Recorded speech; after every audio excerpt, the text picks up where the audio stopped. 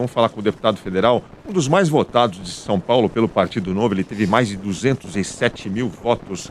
É o Vinícius Poit. Tudo bem, Vinícius? Está nos ouvindo? Tudo bem. Boa tarde aí a todos os ouvintes aí da 97. É um prazer estar no programa de vocês agora na Grande Verdade. Reencontrar o Alexandre aqui também. É um prazer, Alexandre. Legal, Vinícius. Prazerzão, Vinícius. Legal que você pôde participar aqui, pôde conversar com a gente. A gente está atrás de você faz tempo, viu? Sua agenda aí está sempre cheia, mas legal. Aqui é um programa jovem, tá? Para o público jovem, então, papo descontraído, tá bom? Não é Globo News, não. Fica tranquilo. Vamos lá, prefiro assim, né? Eu faço parte de uma nova leva, nova safra da política aí que dispensa, inclusive, chamar de deputado e tal. Então, aqui a gente chama pelo nome e trata político assim como cidadão, né? Não deveria ter diferença. É isso aí. Bom, eu vou passar a primeira pergunta para o Marcelo Vitorino, que faz tempo que não fala. Fala aí, Vitorino, quer fazer a sua primeira pergunta para o deputado? Professor Marcelo Vitorino. Tudo bem, deputado? Como vai? Eu tenho uma pergunta a fazer em relação à postura do Novo para a próxima eleição.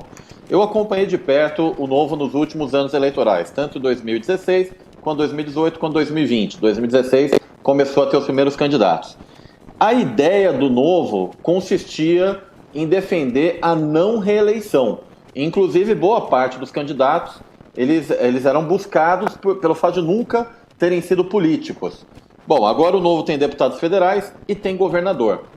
O Novo vai continuar prezando pela não reeleição, mesmo tendo deputados federais e governador. Então, tanto você quanto outros deputados não vão para a reeleição e vão fazer um processo de renovação, ou o Novo vai mudar e vai se incorporar ao modelo tradicional dos partidos, que é defender a perpetuação.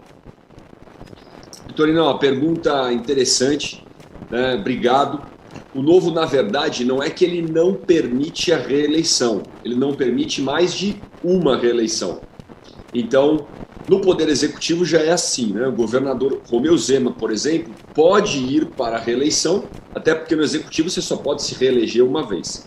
E o governador Zema, inclusive, já anunciou, vai para a reeleição para dar continuidade ao trabalho dele lá.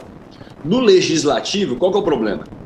Seja aqui na cidade de São Paulo ou qualquer um dos 5.570 municípios brasileiros, tem casos de vereadores ou deputados estaduais e federais e senadores que ficam ad eterno, né? Então a gente tem deputado federal que está lá na Câmara há 40 anos, 10 mandatos. Não tem condição, aquilo lá não pode ser o meio de vida do cara. O Bolsonaro teve 7, né? Pois é, 27 anos. Eu, humildemente, a gente pode botar na mesa aqui. Eu tenho 2 anos e meio de mandato e entreguei mais resultado concreto que ele em 27, bicho. Então, não é o tempo de mandato que diz que o cara entrega resultado ou não. É o que ele faz na população. Então, o Novo só permite, Vitorino, uma reeleição. Você é deputado federal, pode se reeleger uma vez, assim como no Executivo.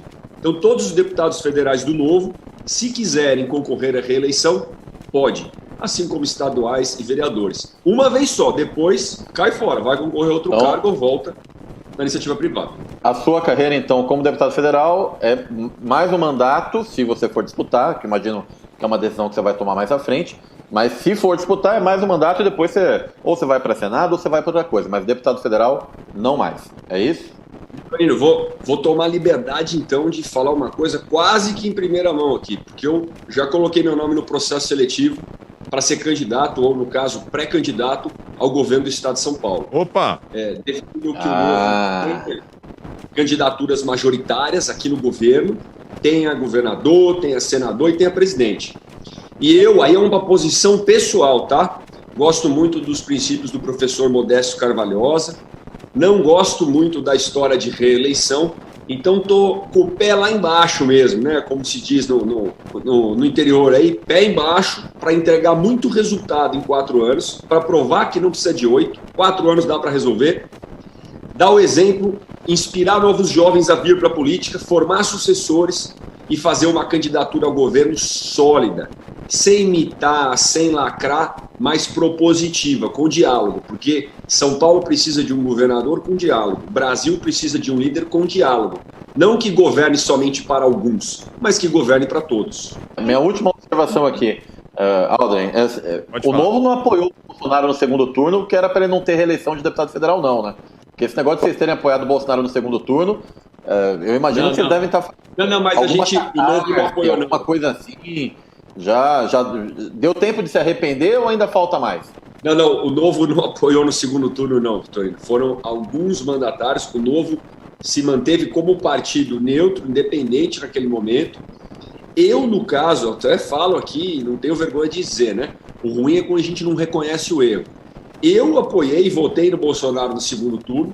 Fico pensando também, se fosse o outro lado, eu não gosto de votar em branco ou me abster. Se fosse o PT, né, a minha opinião talvez seria muito pior. Agora, pelo amor de Deus, né, é um governo, a gente chama de 171, né, estelionatário, né, entre aspas aqui, tá? Para ninguém dizer que eu estou acusando de crime aqui, mas é um governo que promete. O que é estelionato? Promete, né, engana e não entrega. Então, o governo que prometeu privatizar não privatiza nada, reformar não reforma nada.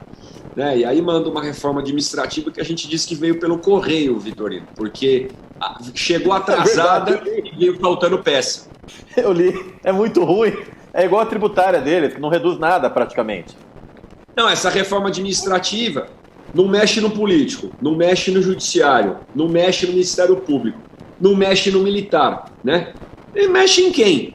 Aí quer que o servidor da base, né? E eu apanho lá fora do servidor público, mas converso com eles, digo assim, vamos separar o joio do trigo, tem servidor público que é bom e merece ser valorizado. Só que aí o cara fala, que beleza, só vai pegar a base do funcionalismo. Agora elite não. Então tem que botar todo mundo no mesmo barco.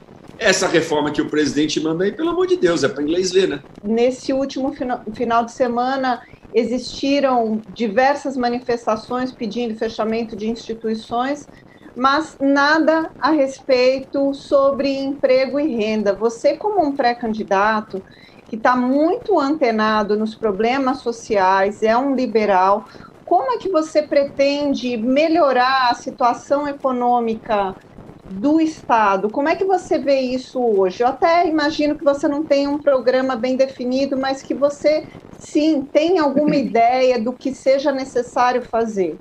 Juliana, primeiro é importante até frisar, né? O Novo, ele tem um processo seletivo onde eu estou me inscrevendo. Preciso passar nesse processo seletivo, mostrar meu plano de governo para ser o pré-candidato. E isso eu acho sensacional, né? Quando na política, às vezes as pessoas chegam lá porque quem indica, ou porque tem mais voto, ou porque consegue mais dinheiro, ou sei lá o quê. Aqui tem um processo para estar aderente aos valores e princípios do partido. É lógico que eu me coloco aqui dedicado e com confiança para passar no processo seletivo. Sobre as nossas ideias para o Estado de São Paulo, Juliana, inclusive essa semana vai ter uma novidade boa aí, vou deixar para soltar no momento certo, porque não é o plano de governo do Poit governador, não é o plano de governo do Novo, é um plano para São Paulo. É um plano com uma equipe com disciplinas aqui, com capacidade técnica horizontal. Eu vou fazer o que eu sou bom, o que eu não sou, eu preciso de gente melhor do que eu. Então, mas em termos de emprego, quem que é o cara da educação, quem que é o cara do desenvolvimento econômico, para responder a sua pergunta. Primeiro, Juliana, a gente precisa que o governo deixe o empreendedor trabalhar em paz. Não adianta falar que vai fazer uma reforma administrativa do governo, só que a reforma administrativa do governo, ela não corta tanto do Estado e eleva o custo do empreendedor, mexendo no ICMS, mexendo em alguns impostos. Ah, mas esses impostos eram incentivos que foram dados lá atrás. Pô, mas você não consegue dialogar com o empreendedor, fazer algo faseado, né, fazer uma transição. O empreendedor que está nessa pandemia lutando para manter os empregos, lutando para sobreviver, vem o Estado e eleva o imposto, porque não adianta dizer que foi retirada, foi elevação de imposto. Então, primeiro, Juliana, poderia ter uma retirada de imposto? A gente precisa enxugar a máquina para a gente descomplicar para o empreendedor e não elevar o imposto. e lógico, num futuro a médio prazo, poder diminuir a carga tributária, a gente precisa diminuir o custo da máquina. Então, a primeira etapa, Juliana, é diminuir o custo da máquina do Estado. Porque não dá para diminuir o imposto ou descomplicar o imposto se a gente não diminuir a máquina. E eu tô para ver governante com coragem de fazer isso na veia mesmo. Sabe? O Zema fazendo em Minas Gerais, a gente fazendo o nosso mandato.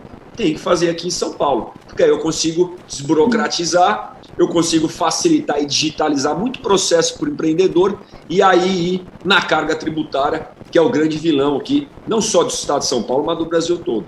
Vinícius, é o seguinte, cara, o pessoal tá... Eu vou tentar cobrir uma outra área aqui, que é o seguinte, aí é você como deputado federal.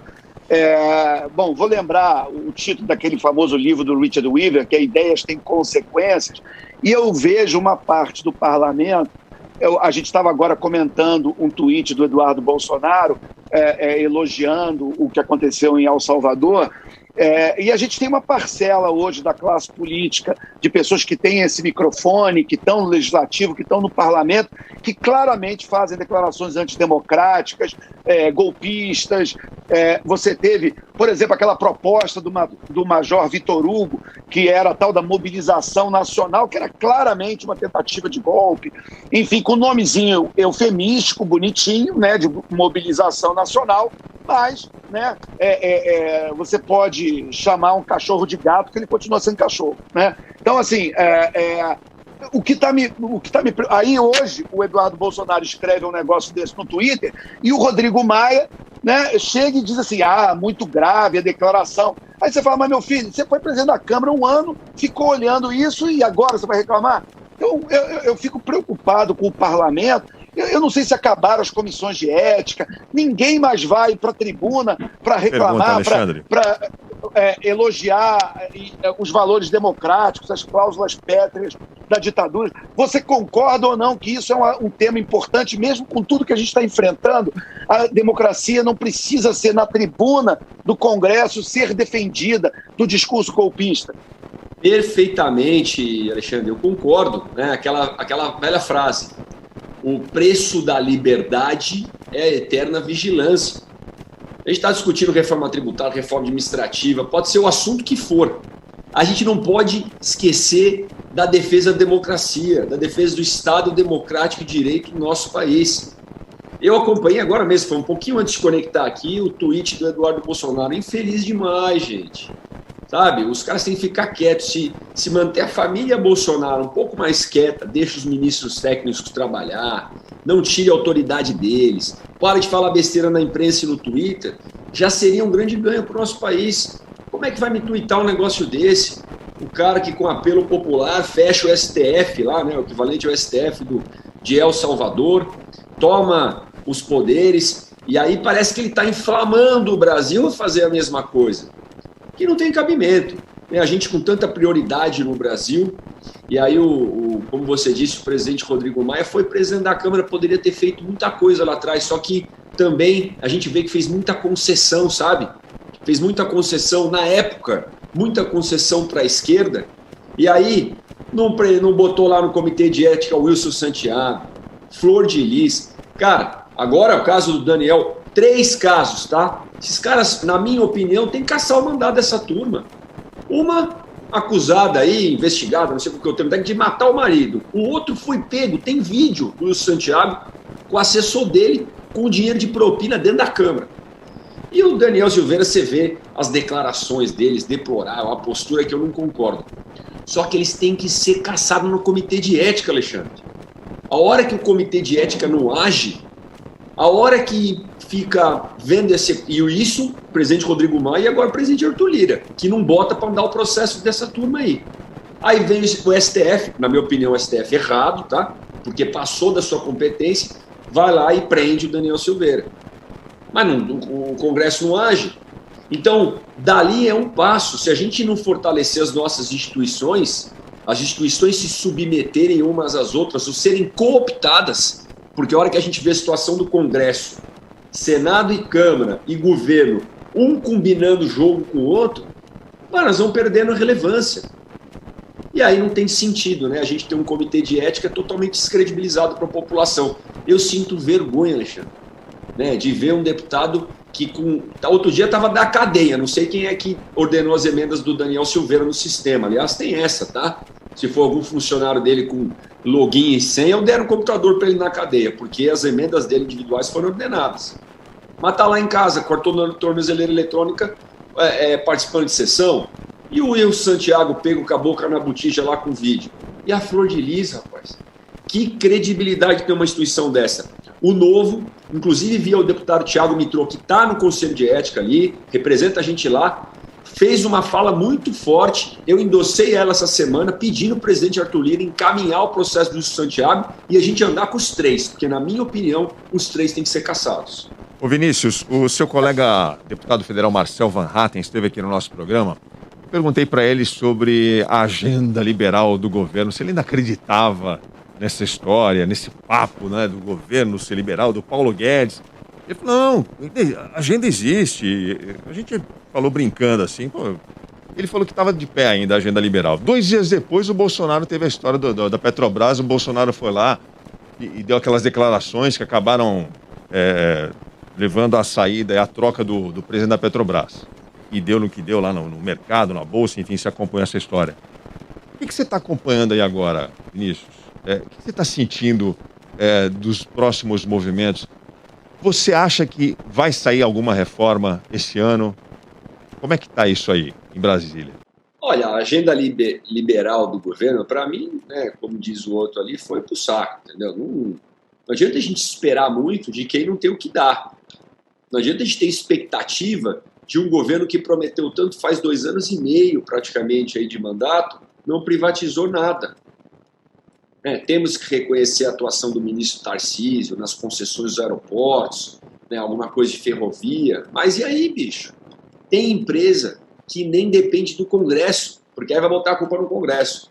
Mas tem empresa, né, a tão falar da Empresa Brasileira de Comunicação, a TV Lula, é só privatizar, acaba com ela. Mas não, além de não privatizar, ele ainda compra uma novela da Record.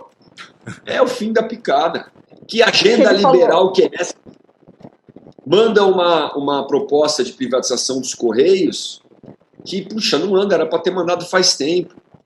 Manda uma proposta de capitalização da Eletrobras que está permitindo, inclusive, criar uma outra estatal. Então, inclusive, as propostas que são enviadas para o Congresso são tudo meia boca. Então, como é que nós vamos esperar que isso vai andar? Respondendo a sua pergunta agora assertivamente, eu acho que vai passar. E nós vamos trabalhar para passar algumas reformas. Mas o duro é que reforma que vai passar? Passar uma reforma administrativa sem incluir a elite do funcionalismo? Que reforma que é essa? Passar uma reforma tributária para simplificar o PIS/COFINS e pronto?